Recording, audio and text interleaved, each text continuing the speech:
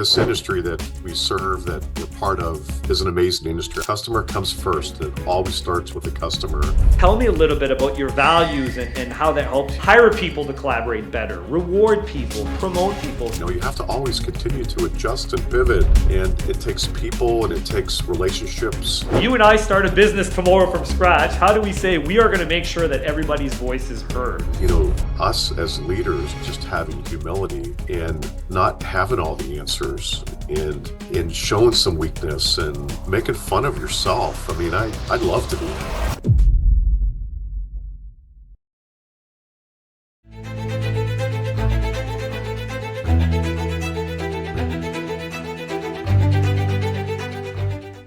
Welcome to Crave, the IFDA Podcast. My name is Julian LeBlanc, your host for this series of great conversations with industry and non-industry leaders.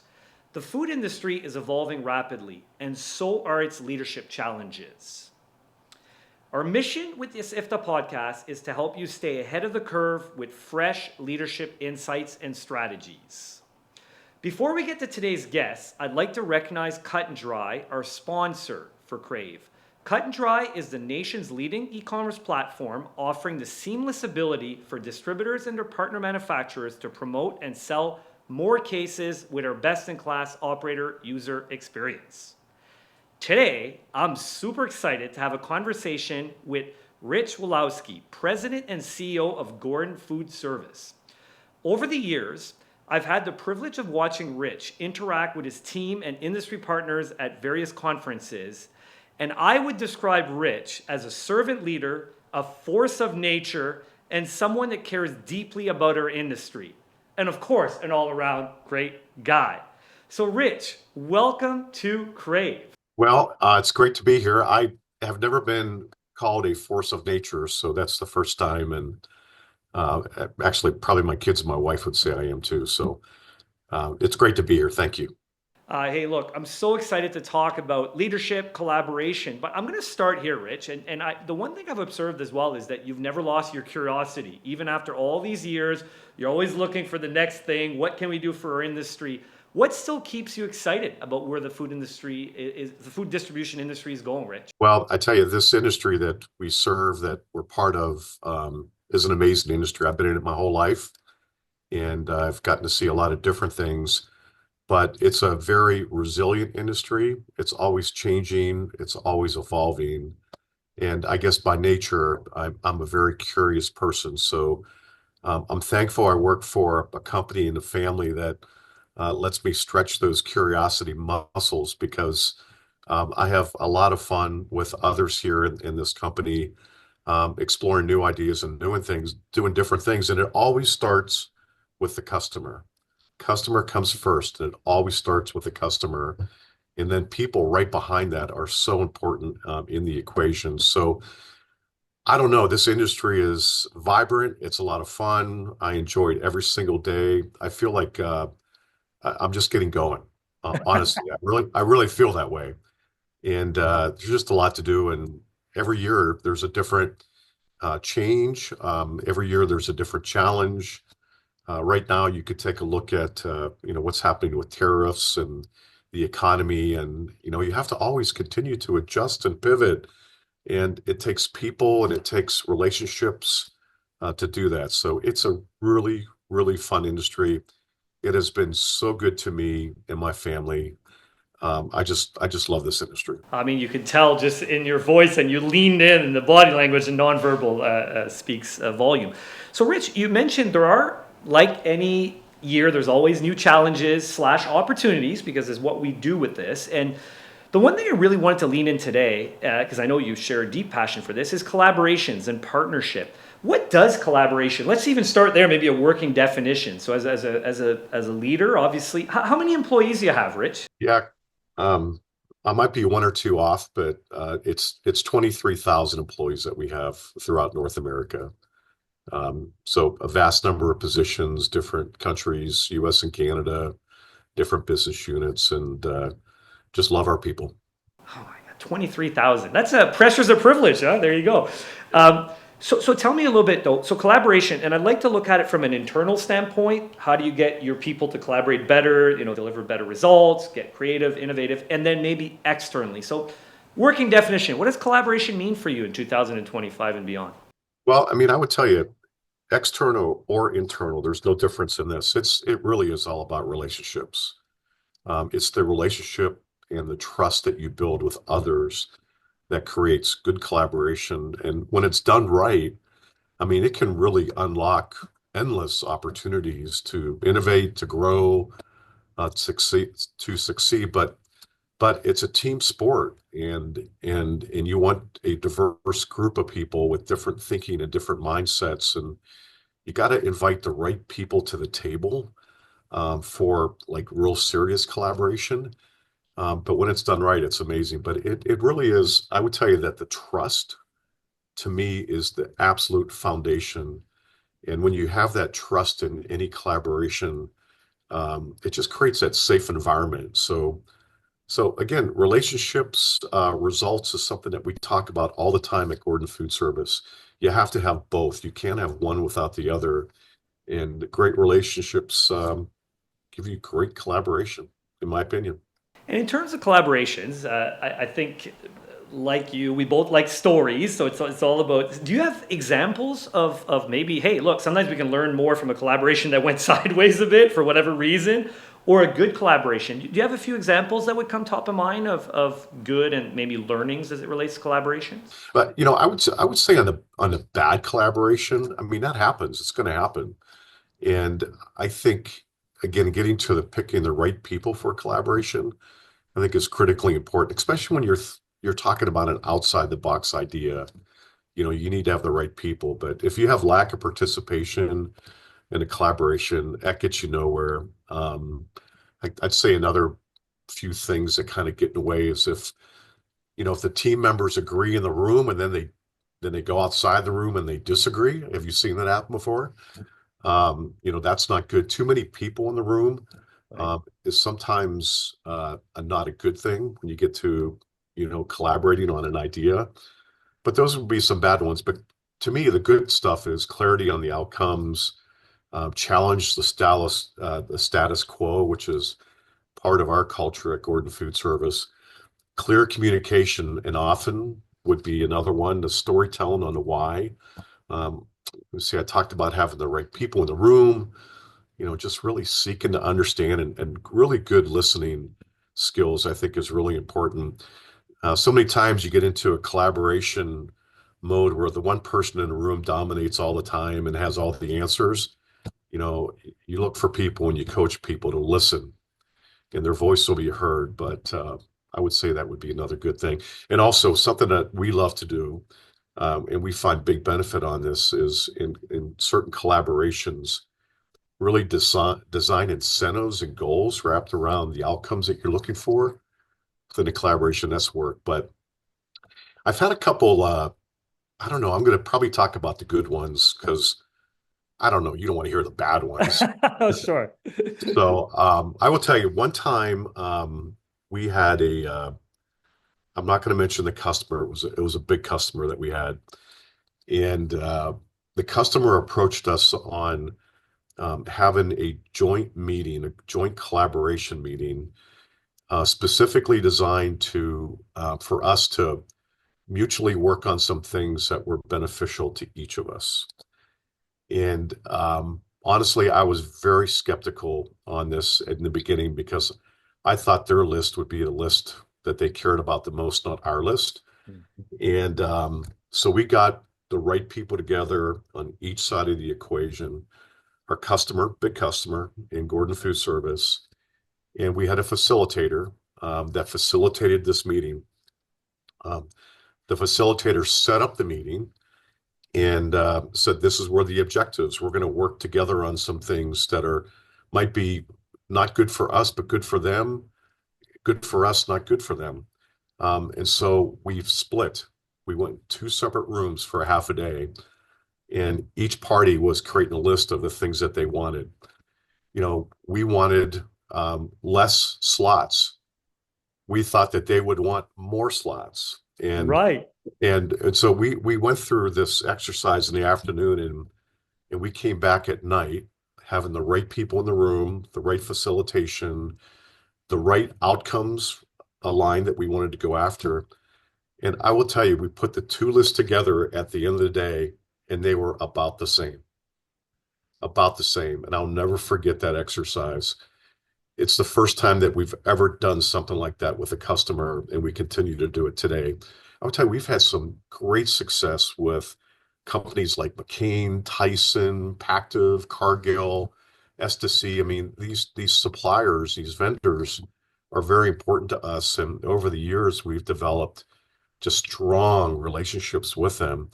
And when you get into the joint business plan and you start really unlocking some incredible opportunities to be more efficient, to drive sales, drive margin, drive market share. But you can't get there unless you just have that relationship and that trust that you've built over time. It's not, you can't flip a switch. And so, anyways, that would be another one. And I would tell you probably the one area that I'm most proud of by far is we just went through an SAP migration. That was a 5-year journey. And that whole journey started with kind of the why and us building a camp. I'm tired of talking about the why because we've talked about it so many times, but we were very intentional about, building a kind of a change management collaboration strategy with everybody that was really heavy on the why in the beginning. And just the people and the teams, making sure everybody's voices were heard in that journey, just created a safe place for everybody to engage. And I'm just so proud of our team and our people for the job that they did through that 5-year journey.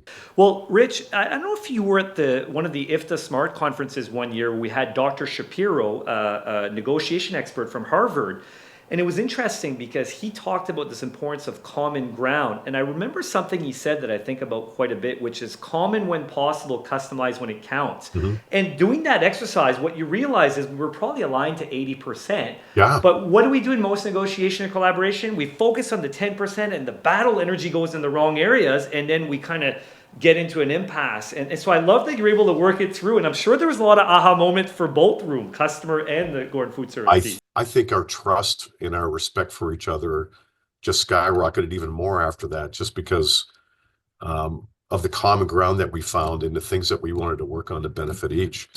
And I mean, it was powerful. I mean, we went through this process every year for probably 4 years, and measured, executed, came up with new ideas. I mean, it was really powerful. I learned so much through that. Very cool. Well, look, one of the things you mentioned, surviving or thriving in a 5-year SAP implementation. At the end of the day, there was a great quote from, Peter Drucker. I think over time it got twisted a bit, but it's attributed to him, and I think you know where I'm going with this, which is culture will eat strategy for breakfast. Mm-hmm. Yep. And one of the things that I've experienced with your team, and also anybody that does business with your team, is they would say, what a great culture.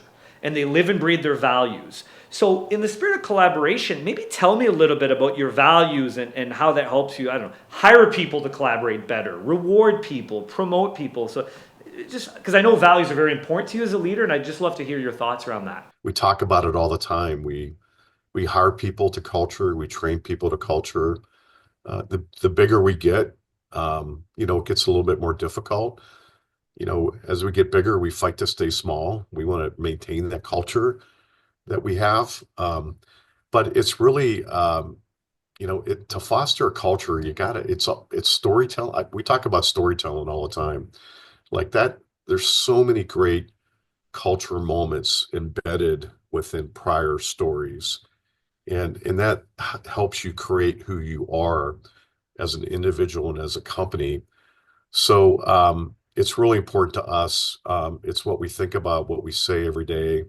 It's our cornerstone values, our mission statement, just talking about it and also rewarding people for it. Just recognition is so important. And we do that daily in the moment. We do it throughout the year, at the end of the year. And then when you put the incentives in with it, to reward for performance for what people do. It just creates a great platform for us. So the Gordon family has just been really passionate about the culture piece and always have been, always will be. It's not what you do. We always say it's how you do it. Look, I've had the privilege of working with Jenny and her great team and how you're investing back in people from an L&D standpoint and making sure that your people are feeling confident in taking on the next big challenge. You mentioned the why, so I'm going to go back to Simon Sinek, that famous Start With Why TED Talk, and there's a line in there, Rich, that I think quite a bit where he says, I know all the facts and figures say this, but it doesn't feel right, therefore I don't do it. So in essence, as a CEO, as a leader, you are selling a feeling. When it comes to collaboration, what feeling do you hope that people have when they're doing business with your team or even your team trying to solve problems internally? So I'm getting a bit soft on you, but I'd love to just play around with this feeling. What's the feeling that you hope people have within your family there? That's a good question. I guess for me, it's always like that they're part of the collaboration, Hmm. that they're in the room and their voice is heard. And, you learn these little tricks along the way, to make sure that they are heard. Number one, by picking the right person in the room, picking the right people. But also sometimes you got to stop in these collaboration moments and take a pause and say, okay, I want to go around the room. I love doing this. I want to go around the room and I want to hear what's on your heart. I want to hear what is your idea about this. And so I think it takes a lot of self-awareness and it takes a lot of listening. But those are the type of environments or moments that I like to set up when we're having a collaboration conversation. It's fantastic. And I'll tell you, I'll give you a huge compliment. You use safety. One of the things that I've seen around your team is and again, I don't know if it's by design, and I think it is because I don't think you can kind of fake this, but there is a psychological safety built in within your teams that, hey, look, it's okay to challenge the status quo. It's okay to have a different point of view. As a matter of fact, from what I've seen, it's almost like if we all agree, we probably have a problem. Yeah, yeah. So there are ways you can design psychological safety. So as a leader, when you're in the meeting, you mentioned involving people maybe that went quiet on you a bit, or I'd like to still riff on that. So how does one, so you and I start a business tomorrow from scratch, how do we say we are going to make sure that everybody's voice is heard? So I know it's Yeah, a hard question, but I mean, I think it really starts with humility. Um, I think it starts with, us as leaders just having humility and not having all the answers and showing some weakness and making fun of yourself. I mean, I love to do that. And people love doing it to me, which you'll find. But so but no, good. I mean, I really think it starts with humility. And when you start with humility, you're not starting with yourself. You're starting with the team and the idea. And I'm a big dreamer. I like to dream. And so, you got to, in some moments you got to put that in there. Some dreaming of like what it could be and imagine this and then, what's also fun too is it's not just internal collaboration, it's bringing external constituents in, whether it's a customer or a vendor, and picking the right one and just having them part of the conversation too. But I don't know, to get back to your question, I think it's humility. I really do. I don't know if you got sucked into Ted Lasso. We mentioned COVID, but Ted Lasso kind of became my mentor, right? It doesn't need to be a Mm, real person. And there was a line in there. It's my favorite scene. There was a dart scene where they're playing darts. yes, And basically, be curious, not judgmental. yeah, And I think if we have humility and curiosity, we don't judge because we're all fighting our own silent battles, insecurity. My project didn't work last time, so I might be a bit gun shy. And I love that is, wow, if we could all lean with humility.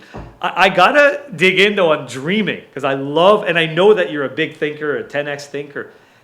If I would have said 20 years ago, Rich, you're going to accomplish all these things as a leader, and I realize that you are a servant leader, so it is your team, and you yeah. happen to be, Once a year I get asked to teach a business class at a college, and I did. And good so for you. I enjoy doing that. And um, half a morning was based on meeting with kids and them asking this question, that specific question, like, Like what tell me, like, when you were my age, what would you redo? What are the things that you like doing? And it was a fun conversation, but some of the things I told the college kids, and I think it relates to all of us. Um, and let me break this up in two pieces: the college kid, and then a 50-year-old today. I'll Perfect. use that as an example. But the younger generation, I always tell these kids just to raise your hand for every assignment, volunteer, volunteer. That's how you get noticed.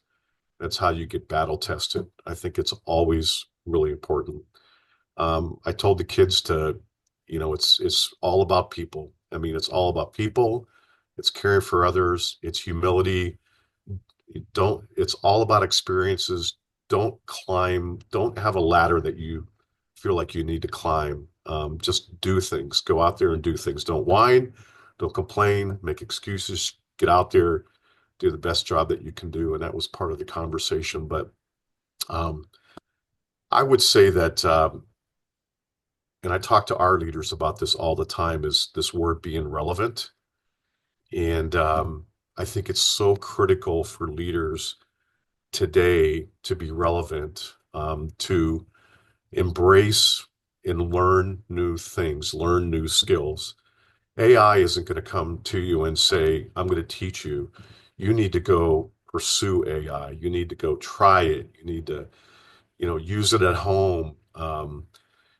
You need to be a student every single day, and you need to dream every single day from now and forever. Even past employment, even after you retire, you need to continue to do that to be relevant. And so I talk about that all the time with our leaders on, listen, be relevant, you know, pursue, learn, engage, things that you don't know. Otherwise, the world's going to pass you by, and our customers expect that from us. Our customers expect that from us.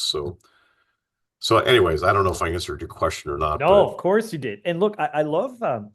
I was with some DSRs, and I would say, hey, what do you love about your job? And they're like, I like consulting. I like talking about, menu planning. I like creating the future with my operator partners. Nowhere in there did they say, I like doing, taking the orders and doing all the grind. And I say, here's the good news. We have a coach in our pocket now if you can unleash this AI, right? If you're yeah, leaning into yeah, Copilot, so you yeah. can be the best human possible and do some of the things that you enjoy that add the most values to your customers and operators. So, but I do agree that if you don't build that muscle or that habit, it's not like someone's going to say, here you go. You're going to have to go build it and then seek mentorship. I always say everybody should have a reverse mentor nowadays. So I'm 50. You mentioned that 50-year-old. I've got a 20-year-old right now doing she's in third year computer engineering, helping me figure out AI. Because Yeah. why not? Why Why not? not? Why Why not? Yeah. not?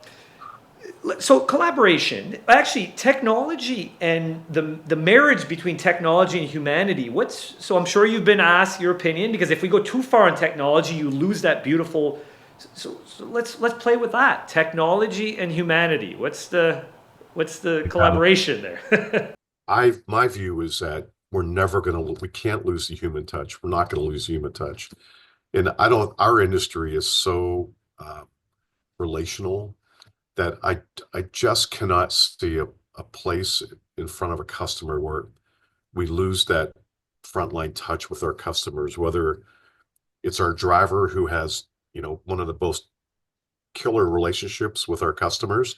I mean, just high white glove, personal touch relationships, and so do our salespeople. I just don't see that going away. I see AI and technology being kind of a superpower, if you will, for our people to use and to be more efficient and more effective in the work that they do. But I just do not see a day where that personal touch is going to be replaced with our customers. I just don't. Look, I love it, and I think it's a yes and mindset. Is wow, if you can unleash that technology, you can do things that gives you energy, that brings value, more importantly, to the other side. And that's where I think the ones that figure out how to use technology are really gonna benefit. And you talked about relevancy, and I think this is a good place to kind of maybe take a little bit of a tangent here, still in the spirit of leadership and collaboration. If we look at, so you mentioned advice that you gave to students or even a 50-year-old, because it applies to both. Do you have mentors, Rich? Are there, I don't know, books that you read at an early age of your career, podcasts you listen to? So where do you get your leadership confidence? I'd love to dig into that. Exploring, talking to people. I call them field trips, seeing things, meeting people, asking questions. Not just kind of in the C-suite. I find my best learning, like when I get close to the ground. That's where I find my best learning. I love going on trucks. I love riding in cars. I love talking to customers. I get made fun of. I walk into kitchens all the time, and even when I'm out with my family, there goes Dad in the kitchen. Um, I love uh, it. and I just find so much inspiration and so much insight from wandering around and meeting people and asking questions. That's where I find, and then taking that back and telling stories and just trying to pull people here and there to see this or that. Hey, come along. Can you come along in this journey with me? I love taking people on journeys with me. That's a lot of fun. But I don't know. There's so many great books out there, Julian. I mean, probably one of my favorite books of all time would be Good to Great, and that's a book that just will never ever go away from me. I mean, really, really solid book that everybody should read that. Anything on servant leadership. That's what I told the kids last week when I spoke to them. Like, please read servant leadership. I mean, if you can do that right, then everything's going to, that's where humility comes from, is servant leadership and good listening skills and relationships and all that. So, but a lot of good books out there that you can read. And you know what's amazing, Rich? I look at probably, I'm an avid reader, and one of the most impactful books I've read was Think and Grow Rich by Napoleon Hill, and written in the 1940s. So sometimes the fundamentals and the classics, it's the foundation. It's the foundation. Well, hey, it's Holy Week, so I'm going to go to the Bible as one of the best books of all time. You can find amazing lessons of leadership in that book from a lot of amazing characters. That's timeless also. So I'd be remiss if I didn't put that one in there. Absolutely, right? It's the one book. If you had one book, there's your book. There it is. Um, let's talk a bit about the future of food distribution, obviously for your team, for the industry, for your partners. Again, I know you're curious, but I also know you're excitable and you're very passionate. And in Yeah. the spirit of dreaming and thinking big, what excites you? Where do you? And I realize that it's going to come back to people, but let's play on that. What else do you see? What else excites you about the future? Oh, I mean, this industry is vibrant. I mean, right now this industry is going through a slow time, and it has a lot to do with many different things. I mean, it has a lot to do with politics and has a lot to do with consumer confidence and disposable income. I mean, there's a lot to it, but it is a slow time. And post-COVID, all of us have had to um, accept a lot of inflation in our business. Inflation that's hard to pass on to customers. I mean, everything that we touch, everything that we buy. I'm putting the product aside. I'm talking about like insurance and trucks and wages and all that. When you have your expenses grow so fast and your top line is not growing that fast, that's not a great place to be. So what do you do about it? We can't sit there and do nothing. I mean, you have to work on being efficient and drive excellence. I think the future is all about excellence. I use that word all the time now, being great at everything that you do from A to Z. And during COVID time, let's face it, all of us were just we were firefighting. And so we have a culture, we have a history of excellence. And so it's nothing new, but I tell you what, I am spiking a ball on that word. I love That is it. that is the word for us to serve our customers well, to serve our people well, and it's just to have the best relationships in the industry. But I'm excited about the future. I'm excited about the business. I mean, if things are going to change, things are going to evolve. Um, businesses may not make it. I hope they do.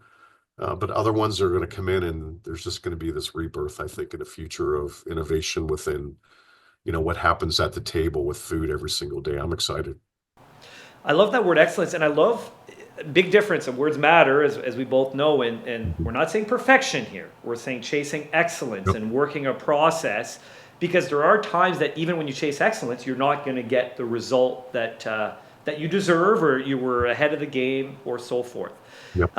In terms of, given that, I really want to focus on this theme of collaboration, I'd like to maybe finish here on collaboration around the notion of communication, because the one thing we know, and you mentioned a couple of times, like clarity and having clear guideposts of Mhm. what does success Yep. look like. Any advice for young leaders, maybe, or even leaders that are looking to reimagine in terms of communication with your teams, cadence is too much sometimes. Sometimes less is more. I'd just love to hear your thoughts around communication, because I think it's a critical component to collaboration. You always have to be able to um, kind of talk about the possibility of where you're going, and then talk about how you get there. And it doesn't have to be a straight line. In fact, I think the best innovation happens when it goes left and right to that Yeah. North Star point. But you got to storytell along the way. And personally, I like videos. I love videos. I love short videos. Um, I don't like I don't like doing the videos. Like this is very uncomfortable to me to be on this video, but I do a lot. And there's a lot of outtakes that I hope get, trashed one day. But I think it's really important to storytell on videos, and I think short ones are better, under 5 minutes. 2 to 3 is great. And just tell people and show people what's happening out there, and take them to the spot, take them to the moment, so that they can see these possibilities. Um, I think that's so important to do videos. So social media, you do it in presentations, board meetings, town hall meetings. I think it's just so important to storytell on these videos. So I don't have the answer on what's too much, except I don't think there is such a thing as not too much. So I think you should do it as often as you can, and make it good. And but people love it. I mean, I'm surprised how much people love these small videos. I remember this stat I bumped into, and I don't know how they land on this stat, but directionally I buy into it, which was when we communicate, especially when we're emotional and we're passionate, which is, I'm describing our industry literally, 93% of what we say is not even words. It's body language and nonverbal. Yep. Yep. And I think that's the power of video. And I love what you said. In the spirit of humility, here you are, as someone that does it. That's your point. There'd be a lot of outtakes. Same, Rich. I pretty much produce a video a day, whether it's for LinkedIn or clients. And I joke I'm probably 2,000 videos in, and I'm only starting to find my voice. It's very, looking at Yeah. that green light Yeah. like we're doing here. Yeah. But wouldn't you agree that our connection is way bigger today than if we were just talking old school phone to phone? Oh, Because we get to absolutely. see each other, right? Yeah, no question. No Yeah. question. And nowadays with videos, I mean, you got the smartphone that you don't need a film crew right behind you or anything like that. And so I think there's so many possibilities on video, and communication's so critical. You can't do it enough. Well, look, I've been playing this little game on Crave the podcast, and I love finishing here. And I realize it's going to be tough to probably boil it down to one word, so maybe it's going to be one sentence. But if you had to describe on a T-shirt, you got one word, your leadership style. And of course, there's days you're probably better than others. But what word would you choose, and why would you choose that word to Mm, describe your leadership style? That's a big question, huh, Rich? wow. Just one word. One word, maybe one sentence. We could wrap it around your T-shirt, but what? Yeah, one sentiment. Yeah. Boy, I don't know. I think people would say that I am a very curious person. And I hear that a lot. It drives people crazy, most of the time. Um, I've had people that didn't want to get in the car with me because they'd leave with a whole list of things that they had to do, um, because I'm so curious about doing things. But I don't know. I feel like curiosity is part of my DNA. And listen, being curious is a good thing because if you're curious, you continue to grow. And all these experiences that I've had in my career have really taken me to the spot that I'm in now, which I'm so grateful for. And Look, my hope is here that for all of you listening, that you're going to take this and maybe you get one key takeaway from this. You share it with your teams, you bring it back to your organization, and really congrats to all of you for investing in your personal development. And if you've enjoyed this conversation, please reshare the link, as together is better as an IFDA community. Thank you once again to Cut and Dry for being a partner on this passion project. And until next time, friends, keep being great and go get them. thanks, Julian. Take care. Thank you so much. See ya.